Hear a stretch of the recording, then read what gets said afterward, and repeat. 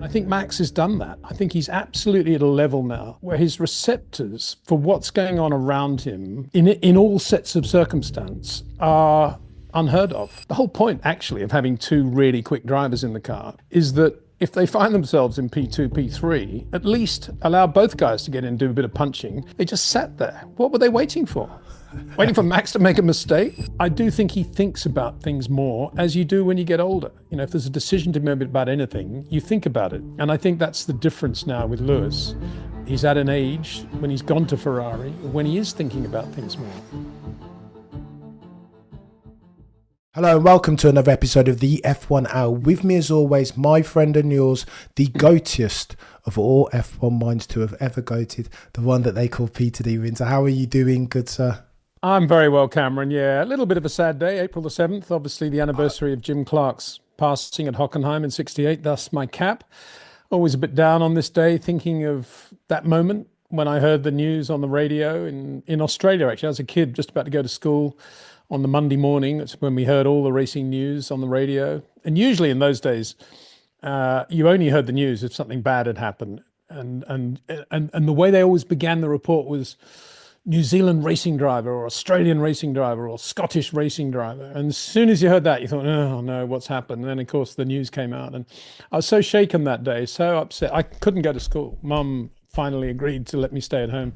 And it took me a long time to recover from the shock of at that age of hearing just like that out of the blue in Australia on a radio at 6:30 on a Monday morning that Jimmy had lost his life. And yep, here we are all those years later and still feel that even today.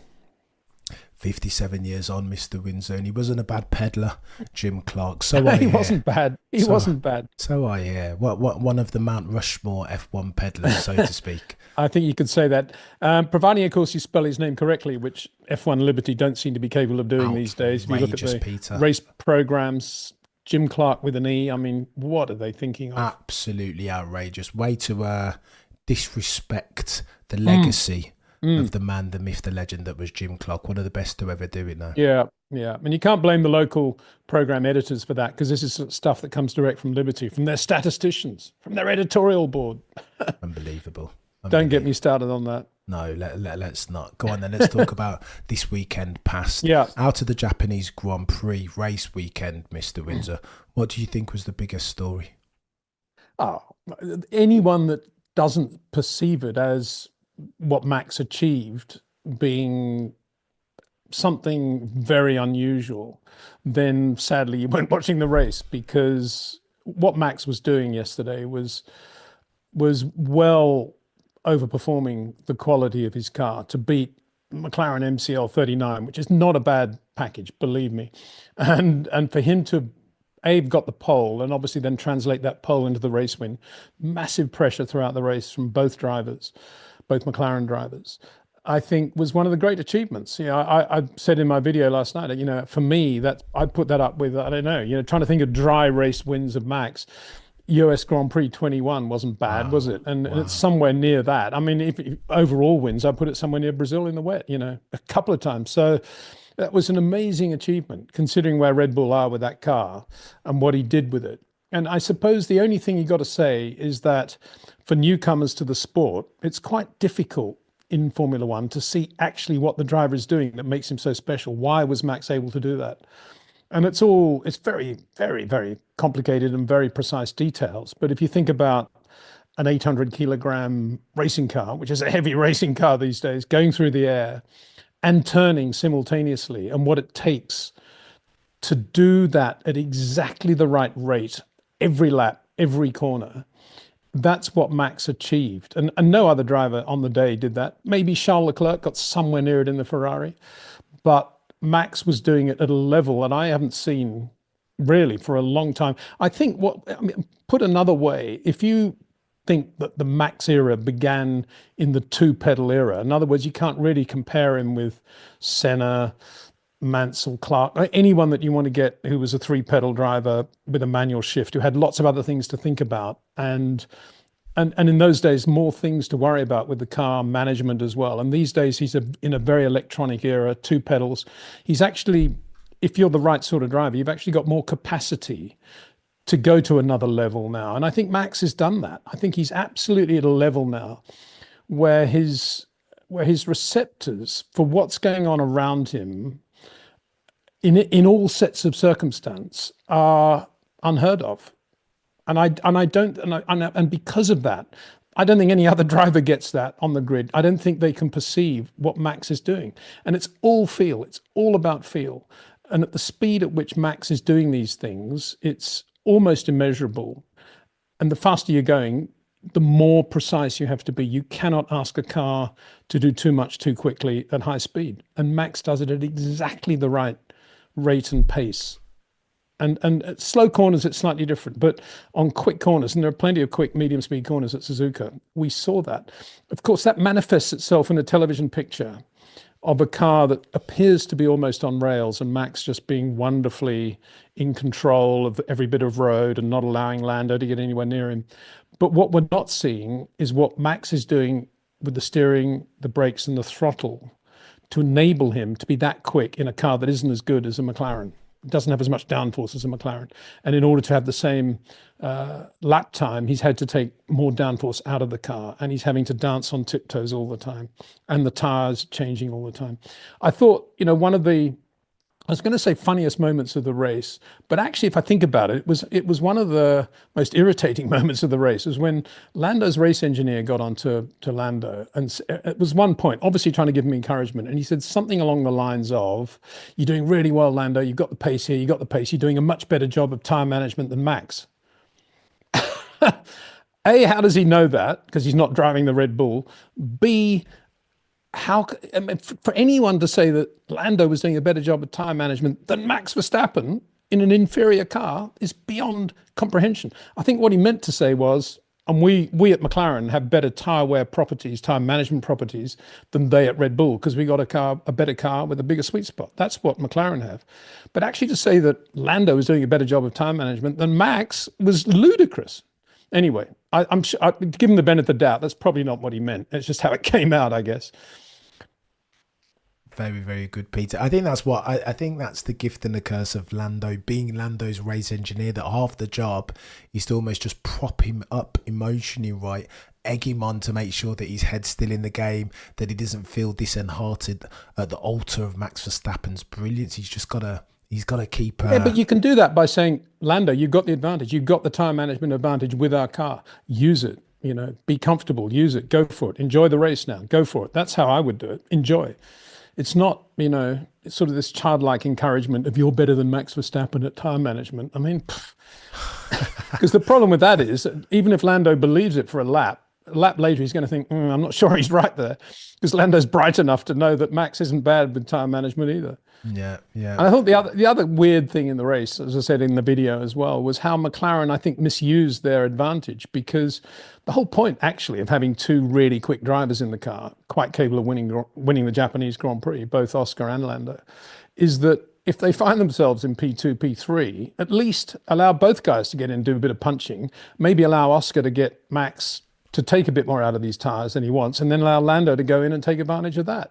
Start doing some stuff like that. They just sat there. What were they waiting for? Waiting for Max to make a mistake? I mean, I didn't get that at all. And there's all this stuff about, a great podium finish for McLaren. Well, they had the best car. They should have won that Grand Prix, and they didn't, because they were beaten by a better guy.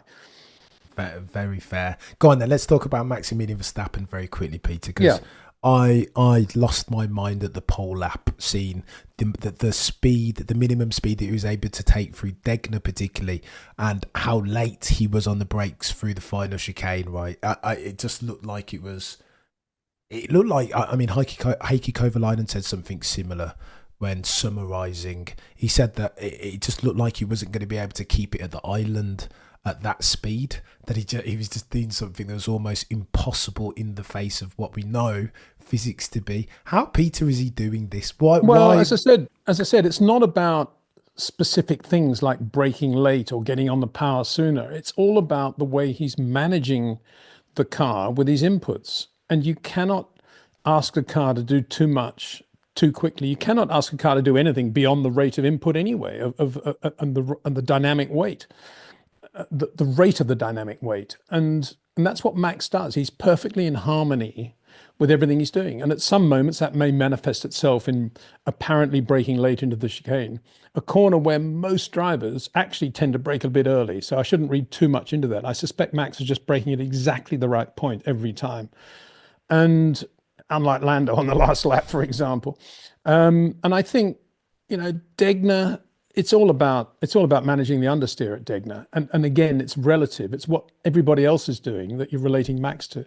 Max was never extending the car beyond what it was capable of doing. And he was doing that within this bubble of managing everything perfectly.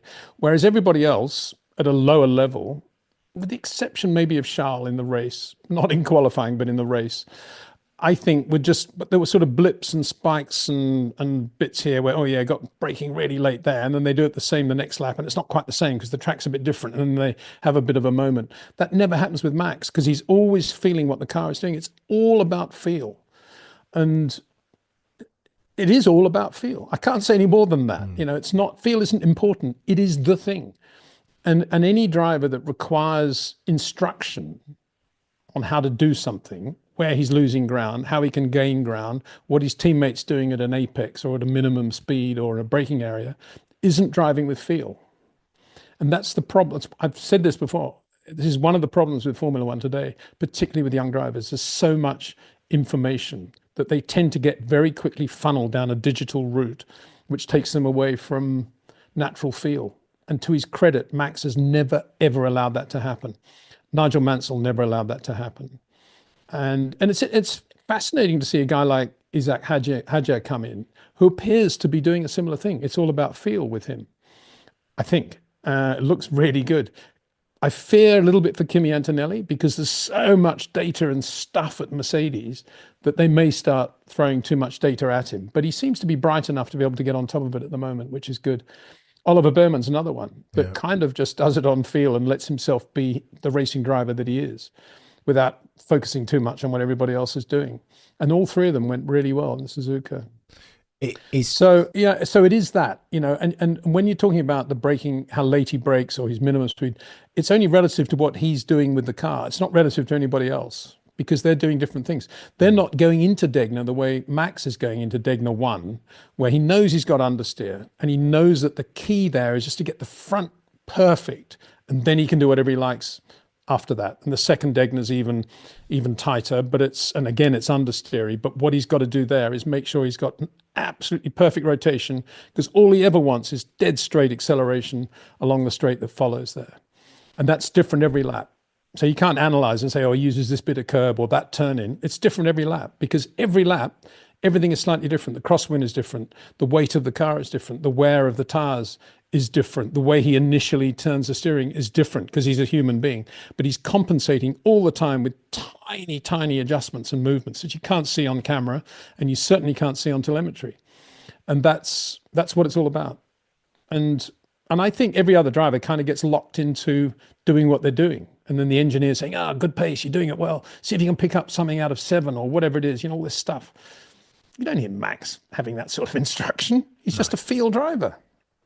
Is the performance that Max put down at the Japanese Grand Prix, particularly in qualifying, Peter, something of an inflection point for the 2025 season? Because it looked to me like Oscar and Lando, especially post-qualifying, were almost realising the extent of their own capabilities as versus a Max that even with a quicker car, they had no chance. Not when Max is in that mood and has had his Weetabix, that they were never going to do I think we saw the racing drivers coming out in both of them, and both of them knew they'd just been given a massive punch by Max, one-on-one on a really, really good circuit.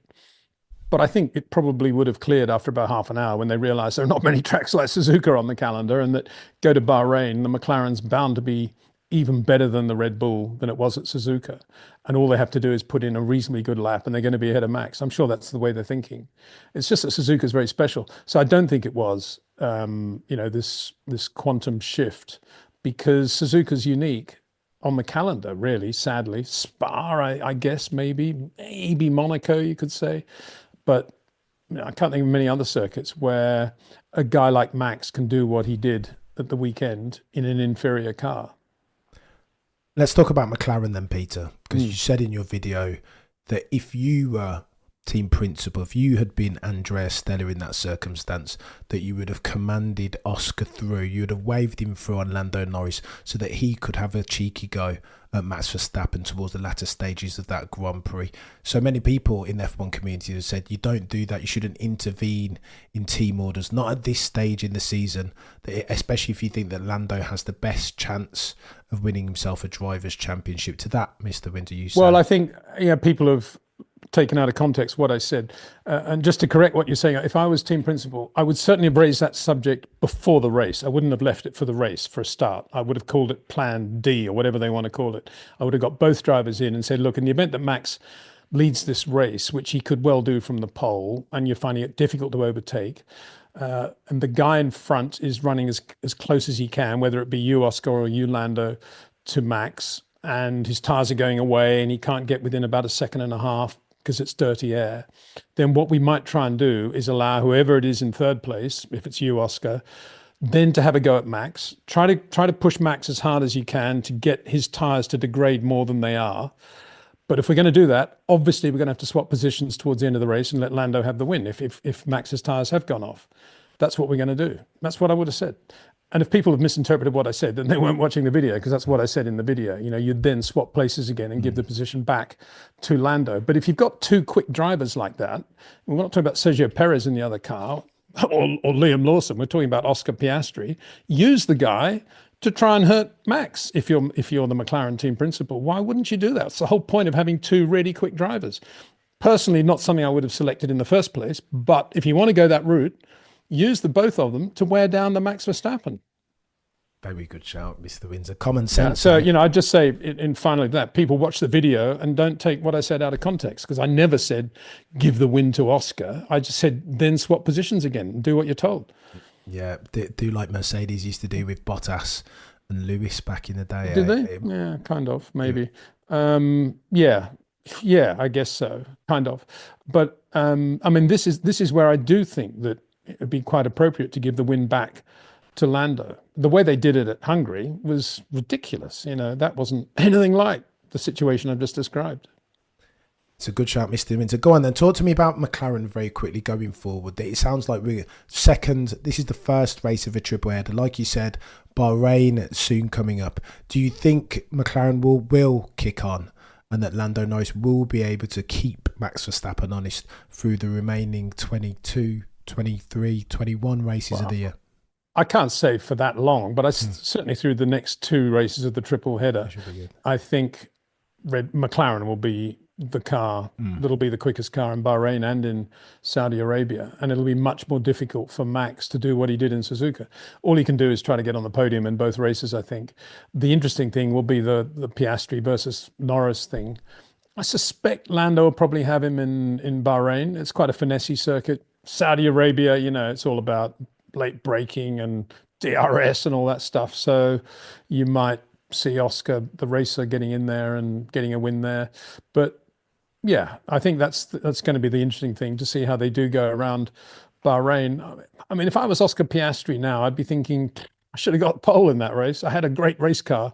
I was quick in the race. If I'd been on the pole, I would have won that Grand Prix. 100%. Why didn't I get the pole? Yeah. And then he's probably thinking, oh, I had the moment here, moment there. But is he thinking, why did I have the moment there? Is my throttle application a little bit more aggressive than Lando's, than Max's?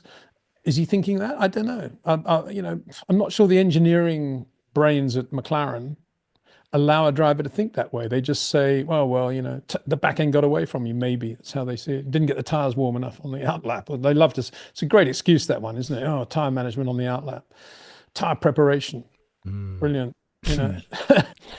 It's the new. It used to be traffic, of course. Now it's tire preparation. Just attribute everything. Too many excuses. There are too many excuses that a driver can make in Formula One, and to me, certainly to my eye, Oscar's throttle application, and to some extent his initial brake application, was definitely more spiky than Lando's, and that's why he didn't get the pole. Even though Lando braked into turn 6 in the S's on his pole lap, which should have opened the door wide for Oscar, he still got he was still quicker than Oscar. Yeah. So it'd be interesting to see if Oscar, in the 4 days in the flight from Japan to Bahrain and sitting around in Bahrain or going to the gym or whatever they do, is going to come out as a more finessey driver than he was in Japan, and get the pole from Lando in Bahrain? That'll be the one interesting question, because he's got the talent. There's no doubt about it in my mind. Oscar Piastri has the talent to do that. But I think he went up against a brick wall for some reason back end of last year in not developing his skill of getting into a corner a little bit earlier. And he's gone down the sort of Lando relatively wide turn-in route. And it's not enough. If you want to beat Lando, as I've said before, you've got to do something a little bit different. And he's got the capability of doing that.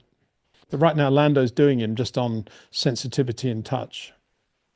Go on then, Mr. Wizard. Let's talk about Suzuka, because a lot of the part-time casuals saw the Japanese Grand Prix as a bit of a snooze fest. That there wasn't a lot of stakes. Really? There wasn't a lot of One of the best races I've ever seen. Go on then, detail me why. Well, because it was non-stop pressure. It was non-stop, foot tapping and nail biting, and is what's going to happen here. There's no way Max can keep this up for the entire Grand Prix. That's what was in my mind the whole way. His tires are going to go off when he goes onto the hard tire, whatever. It's going to be a drama. And then where's Lando going to get him? And are McLaren going to do the right thing and let Oscar have a go at him for a few laps? All those things, and it was just tension the whole way. A boring race, I suppose, is when the leader just disappears and wins by 45 seconds and there are no overtakes. I actually quite enjoy those, because it looks as if the right guy won the race. But nonetheless, I could understand some people saying that's boring, but this wasn't boring. This was incredible. This was incredible tension. And shame on any TV production crew if they didn't capture that. I assume they did. I mean, it was such a great race. The broadcast all weekend was less than perfect, Peter. Not a lot of timings. Crofty and Jacques Villeneuve, not necessarily the epitome of chemistry in the commentary booth. It wasn't a great. I don't think it was the greatest weekend for the internationally syndicated broadcast, but I digress. Let me ask you about this, Peter. Frederick Vasseur said, because of the rate at which the tyres were digging or not, that this is going to become a championship of qualifying, that so many people had expected a brilliant race, and then all of a sudden you realise that the tyres weren't graining, and that Max and Lando are racing almost hot lap after hot lap for 53 laps. Do you think Pirelli need to go away and amend for that and bring to Bahrain tyres that deg at a higher rate to make things more exciting? No, I don't. I mean, that's juvenile thinking. Pit stops make racing more exciting. I mean, that's very childish, isn't it? Let's have some proper motor racing with proper racing drivers doing what they do properly, which is drive racing cars beautifully. And I don't want the tyres going off at all. I'd rather there were no pit stops. I'd love to see drivers make the tyres last for one Grand Prix distance. And I think Pirelli have done an outstanding job, totally commensurate with the increase in cornering forces and acceleration forces that these current cars have. I think Pirelli should be applauded. Absolutely applauded for what they've done. Go on then, Mr. Windsor. Let's talk about Ferrari and Lewis, because it feels like pressure, at the very least in the Italian press and media, is mounting on the back of a double DNF last race weekend.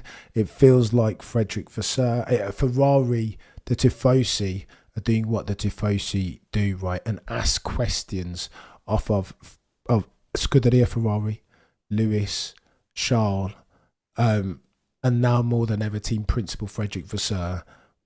What's going wrong there? Because again, you hear Lewis over the radio, not sounding necessarily like the epitome of positivity. He sounds like a lost boy almost, that he's talked about instability at the rear, not a dissimilar story to what we saw for so many months, so many races at Mercedes last year. Peter, help me understand what's going on here with Lewis and Ferrari. Well, I think whether you're disappointed or not with Lewis's performance at Ferrari is totally dependent on your expectations of when he went there. And from my part, I always said, if there was going to be a championship winning car at Ferrari, it would be Charles Leclerc who would do the championship winning. But Lewis, if it's a winning car, will for sure win some races. And that's about where we're at. We don't have a championship winning car at Ferrari, and Charles is still getting more out of the car than Lewis, but Lewis is capable of winning a Grand Prix if things go right. And so I'm not disappointed at all. It's exactly where I thought it would be. The only thing that has surprised me is that Lewis hasn't yet softened his driving to the point of being who he is as he was at McLaren and Mercedes. He's still braking too much in a straight line. He's still taking relatively wide entries. And if I was Freddie Vasseur, I'd be saying, why are you doing that, Lewis? Be yourself, relax, chill out, be the guy you were in Formula 3 when you drove for me. Lovely early turn in, incredible feel for the rotation point of the car. Where's all that gone? That's what I'd be saying. I'm not sure that Freddie would say that, though, would he? I don't know. I don't know why he hired him. I'm guessing he hired him because it was a good brand decision rather than anything else, I guess. I don't know. Because I think if Carlos Sainz is in that car right now, you'd probably be seeing him doing at least as good a job as Lewis, if not better. He probably would have done a better job at Suzuka, I think. Wow. So, yeah. I don't know where Lewis is at. I think Lewis, as I said in the last time we chatted, Cameron, I think Lewis is 40 years old. And because, is he 40? What age is he? 40? Whatever 40, age he is. yeah. But he's not 21.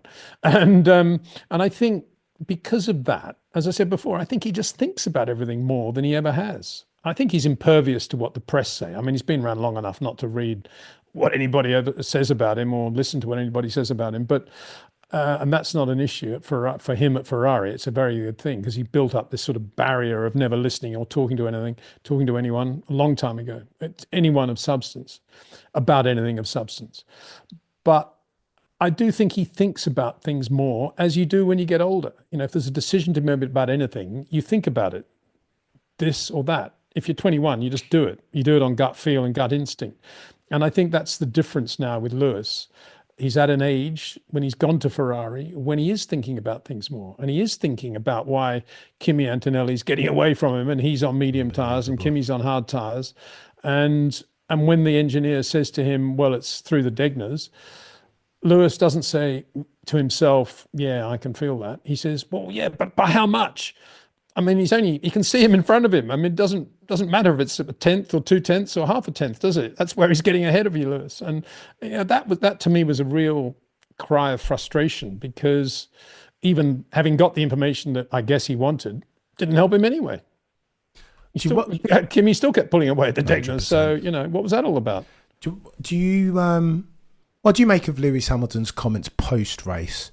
What were they? I didn't see them or hear them. So he alluded to the fact that he's got instability at the rear and that he's awaiting an upgrade.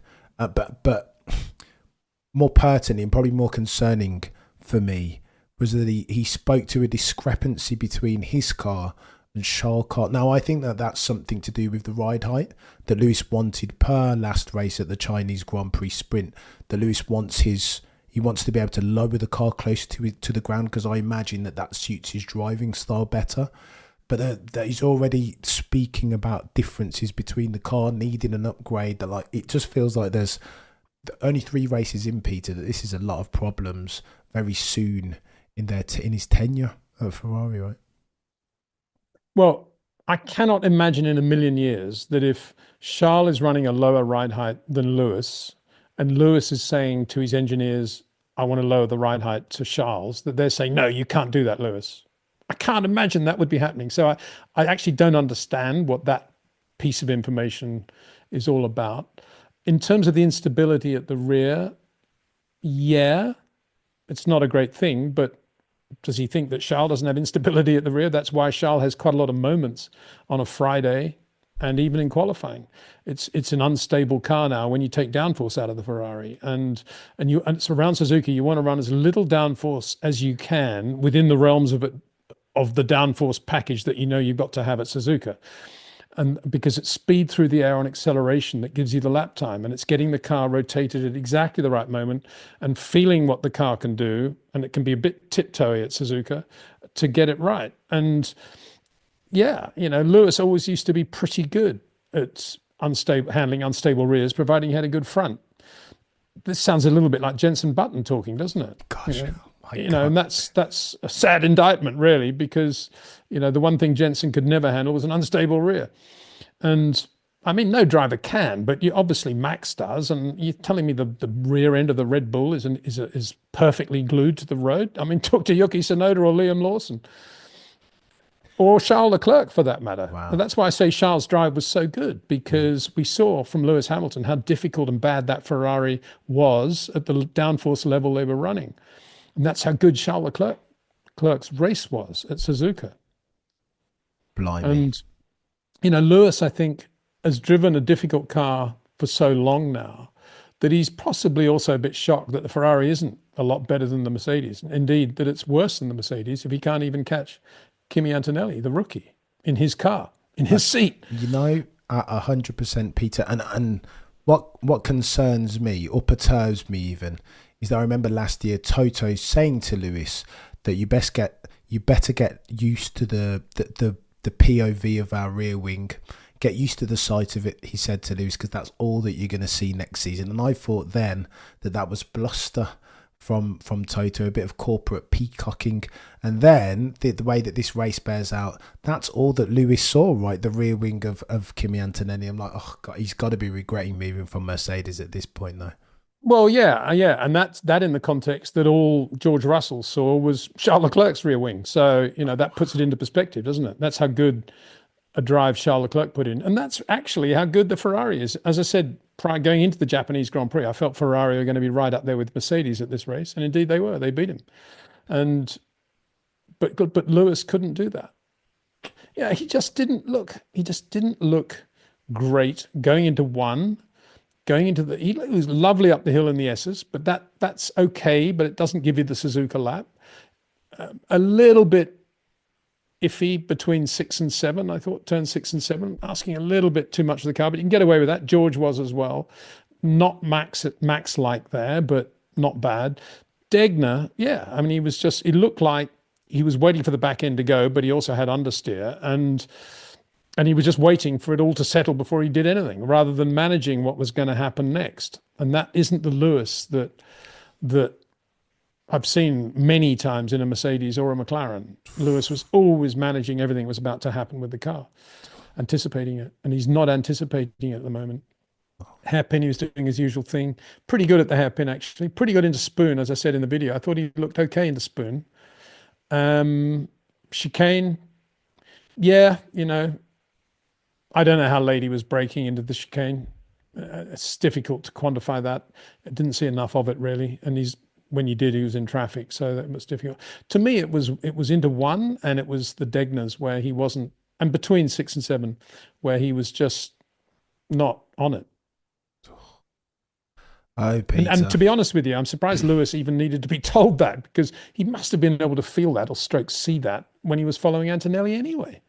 100%. I used to go up to drivers often. You'd go up to Jody Scheckter, who had been following I don't know, Francois Sever for 9 laps only. And you'd say, Jody, where's the Tyrrell better than the McLaren or whatever? And he would say, oh yeah, going, here, traction, turn in there, and they just give an immediate response as to where the one car was different from another. You don't actually hear drivers doing that very much these days. Maybe they do in debriefs, but I'm surprised Lewis had to ask on the radio about that. This is my point, isn't it? They're so orientated towards digital engineering that they don't actually look and feel what's going on anymore. Because he shouldn't have to ask that. He should know exactly where Kimi Antonelli is quicker. Oh, Mr. Windsor, we're full of positivity today. Give me something positive about Lewis in 2020. Well, no, I am being positive in the sense that these are real things, Something positive about Lewis. Well, he won the sprint race and he got the pole for the sprint in China. So we know that he's got that there. It's just that the car has to work for him in the way he's driving it at the moment. And that also means the Pirelli tires in terms of their warm up and the way you do the lap and the way you run them in the race. If you're in free air, it obviously makes it a lot easier. So it's all that stuff together. But that has to fit in with Lewis's current mode of, I'm braking pretty late. I'm turning in quite late. Onto the apex, go, power on as soon as possible. Oh, back end's gone away. Or back end hasn't gone away, and he's quick. You can't go to every race in 2025 hoping the back end's not going to go away because it will. And Lewis, I'm sure a lot of people say, what the hell does Windsor know about all this stuff? Well, all I can talk about is my experience working with other Grand Prix drivers and some current ones and trying to understand all these issues and constantly feeling that the biggest problem is too much information, too much telemetry, too much digital engineering, and not enough gut feel, and not enough Lewis Hamilton just feeling the car, and driving the lap. And that's, yeah, it would be an interesting test for Lewis, I think, to go into. I hope it's not a sprint race in Bahrain. Is it a sprint race in I Bahrain? I don't don't know. know. I don't think Anyway, so. to go, let's assume it's not. There are two sessions on a Friday. To go into the two sessions, say, right, I don't want any radio. I don't want to see any telemetry in either session. I'm happy to talk to the engineers between practices. I just want to go out and be Lewis Hamilton and gut feel the lap. I don't even want to see what other drivers are doing. I just want to do my thing. Brilliant. That's what I would call a reboot. And I think Lewis would respond to that. I think he'd go really well if he did that. But at the moment, there's so much stuff there, probably more so than at Mercedes, because it's more difficult for him to discipline those around him because it's a new team. He doesn't know how Ferrari really operate. There's some new guys he's got to get used to. At least at Mercedes, he knew the system well enough to be able to say, look, don't give me that. I don't want to know about that. I just want to focus on this or whatever. He can't really do that at Ferrari because he's still on tiptoes there, isn't he? The irony is not lost on me, Peter. That it almost feels like Mercedes have been waiting to exhale. That they're now kicking on. They've got stability. Yeah, but I think there's that. But I think the other point is, and again, I did say this last year when the news broke about Lewis going to Ferrari. I hope he goes there with a completely relaxed mindset of, I'm at the back end of my career. I'm so lucky to have got this mega Ferrari deal, the red overalls, the road cars, the pasta, everything, the music. And I'm just going to enjoy my life. Win, lose or draw, I'm just going to be very happy with what I do with my racing. Instead of which, you and I are talking about it. And I guess we're not the only people in the world who are. Maybe Lewis does have that mindset. I don't know. It doesn't look like it, does it? No. Because if he did have that mindset, after Japan, he'd be saying, didn't have a good day. But I'll tell you what, I found a great Italian restaurant in Tokyo. I'm going there tonight. See you guys. See you in Bahrain. Everything will be good there. Cheers. Out of it. Yeah. That's what you'd be doing, wouldn't it? Yeah, I don't know what's going on, Peter. I can't analyze for the causation. Something underlying is I want to say unsettling Sir Lewis. It's rare that I've heard him talk so quickly and openly about the travails of the car. I suppose it was Mercedes last year, and that's the point. But hopefully sadly, in doing that, all he's doing actually is elevating Charles Leclerc's 100%. stature, isn't he? Because those cars are not different. No way. Kind of missed the Windsor. Let's talk about rookies because there were some performances. You mentioned Ollie, you mentioned Kimi Antonelli, Hajar not too bad as well. Who was your rookie of the Grand Prix weekend?